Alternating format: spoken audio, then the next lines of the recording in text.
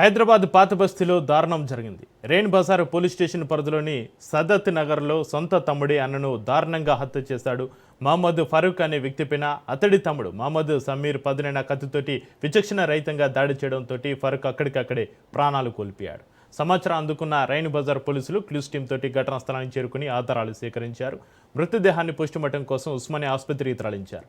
ఈ హత్యపైన పోలీసులు BNS సెక్షన్ల కింద కేసు నమోదు చేసి దర్యాప్తు ప్రారంభించారు. అప్రాక్సిమేట్లీ ఏజ్ 25 years వరకు ఉంటుంది. అతన్ని వాళ్ళ సొంత తమ్ముడే మహమ్మద్ ఫారూక్ ఎలియాసు చోటాబా సొంత తమ్ముడే చంపినట్టు తెలిసింది. అది రోటీ మేకర్స్ ఇద్దరు కూడా.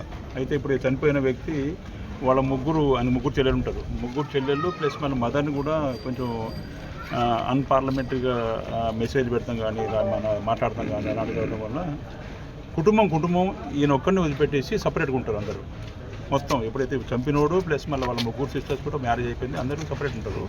ఈడొక్కడే ఇప్పుడు చనిపోయిన ఒక్కడే ఇక్కడ కూడా ఉంటాడు. అయితే ఆ పాయింట్ ఆఫ్ వ్యూ ఏంటంటే నిన్న కూడా ఈ చంపిన ఆయనకి ప్లస్ మళ్ళీ వీళ్ళకి మధ్యన ఆర్గ్యుమెంట్, ఫోన్లో ఆర్గ్యుమెంట్ అయిందంట. ఆ పాయింట్ ఆఫ్ వ్యూ ఏంటంటే ఖచ్చితంగా ఇక చంపే ఉద్దేశంతోనే అతను ఇంటికాడ నుంచి చాకు తీసుకురావటం, తలవారు తీసుకొచ్చేసి ఇక్కడ మాట వచ్చేసినప్పుడు ఇక్కడ చంపేసినట్టు అతను కూడా యాక్సెప్ట్ చేస్తున్నాడు. ఇప్పుడు రైట్లో ఆయన కష్టపడి ఉన్నాడు. అతను